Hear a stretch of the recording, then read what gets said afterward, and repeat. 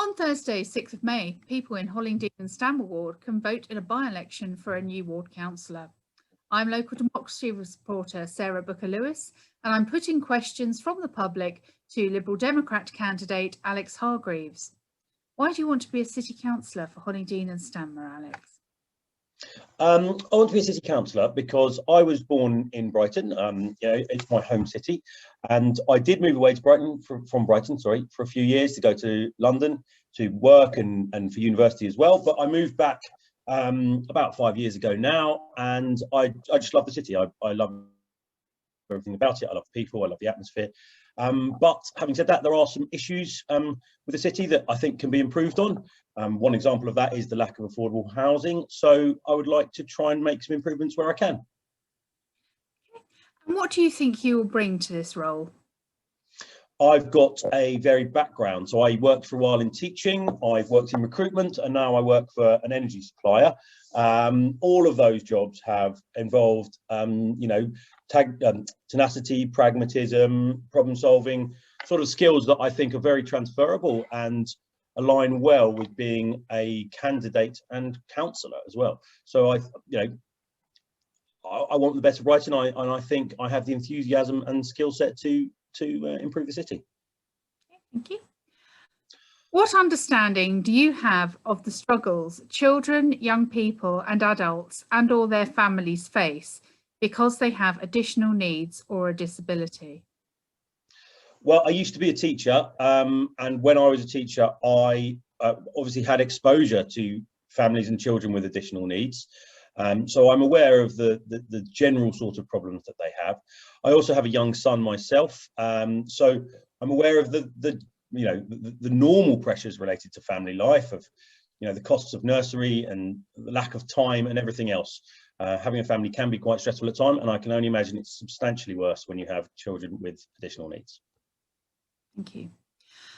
To what extent do you support the trend of building more homes on busy polluted roads, exposing more people to pollution? So I generally think that there isn't enough housing in Brighton and Hove at all. So I wouldn't want to rule out building additional homes where just because they're next to busy roads. There's certainly not enough affordable housing in Brighton for younger people and people who are less well off. So if the only places to build build new homes was next to roads, I think we should build them there.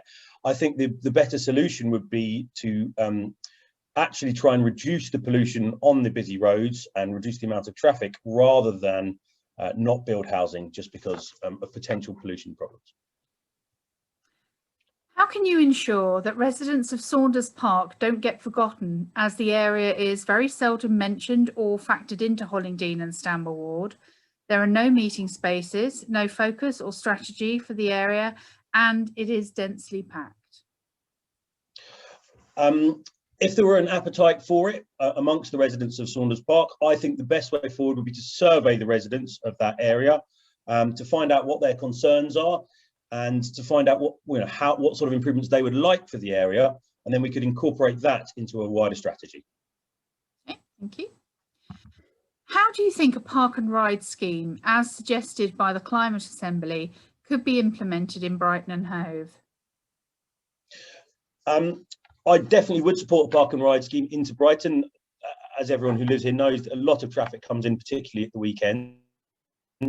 However, my preference would be for the parking part of the park and ride to be outside of the city boundaries, if that's at all possible. That way we could minimise traffic coming into the city. So rather unlike the park and ride that used to exist here several years ago with the parking at Withdean Stadium, which didn't necessarily help. Thank you. And what would you like to do to improve transport equality in the city for the 40% of households who do not have access to a car? So my personal belief is that it's not necessarily a bad thing that 40% of households don't have access to a car. We should be encouraging people to get rid of their cars and use sustainable transport use more sustainable transport where possible. However, I think it is important that public transport is affordable and frequent, and is actually useful for people. So the routes go where they're needed to enable people to exist without a car. So transport equality is very important, but I don't think just demonising car ownership is the way to go for fixing it. Thank you.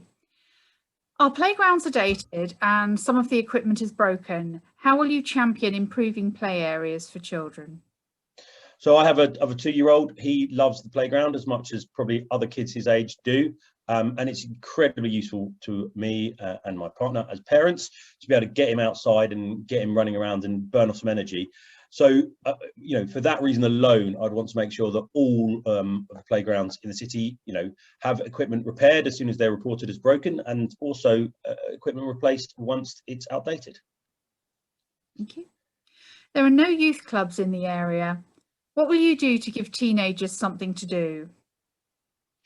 It's a really good question. As I said, I've got a 2-year-old, so I do worry a little bit about what he's going to do when he's a teenager. I don't really want him just sitting around playing a PlayStation all day.